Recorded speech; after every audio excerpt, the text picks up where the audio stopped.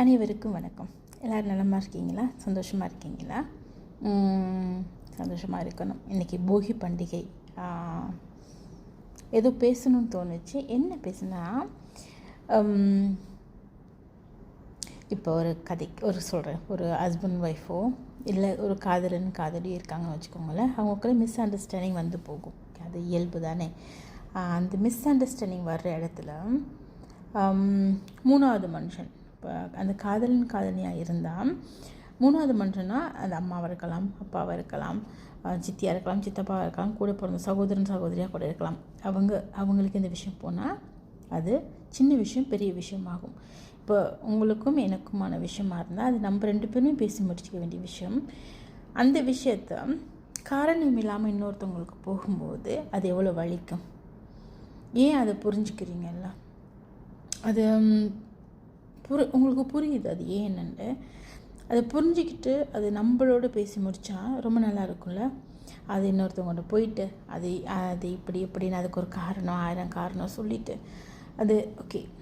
உதாரணத்துக்கு என்னை எடுத்துப்போம். அது என்னுடைய தவறாக இருந்தால் நீங்கள் என்ன செய்யணும்னா என்கிட்ட நேரடியாக வந்து சொல்லணும். அது என்கிட்ட நீங்கள் நேரடியாக சொல்லும்போது அது நான் அதுக்கு தகுந்த ஒரு சொல்யூஷனோ இல்லை ஏதோ எடுத்துப்பேன்.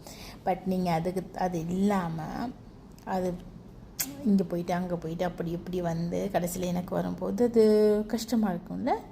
அதனால ஏதாவது ஒரு பிரச்சனை இருக்குன்னா நேரடியாக அவங்களுக்கு போய் பேசாமல் அந்த சம்மந்தப்பட்டவங்களோட உரையாடிட்டு அந்த சம்மந்தப்பட்டவங்களையும் பேசி முடிக்கிறது நல்லதா இல்லையா?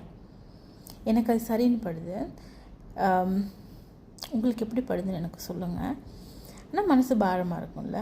என்னடா நம்ம கேஷுவலாக பழகுவோம்ல, நம்ம ஒரு நல்ல விதமாக பழகுவோம். ஆனால் அவங்கவுங்க மனசில் எப்படியான எண்ணத்தில் பழகுறாங்க அப்படின்றது நமக்கு தெரியாது. அந்த எந்த எண்ணமாக இருந்தாலும் நான் ரொம்ப வேலையில் இருந்தேன். ஸோ கொஞ்சம் அப்படி தான் டயர்டாக இருக்குது. ஓகே, அதை விட்டுறலாம். புரியல. அது நீங்களாக இருந்தால் அதை எப்படி சால்வ் பண்ணுவீங்க? இதுக்கு என்ன சொல்யூஷன் கொடுப்பீங்க? என்னோடய ஃப்ரெண்ட்ஸ், அதாவது என்னுடைய நண்பர்களோட உங்கள்கிட்ட கேட்குறேன். அப்படி உங்களுக்கு ஒரு விஷயம் நடந்திருந்தால் இதுக்கு நீங்கள் என்ன தீர்வு எடுப்பீங்க? எனக்கோட பகிர்ந்து கொள்ளுங்கள். நன்றி.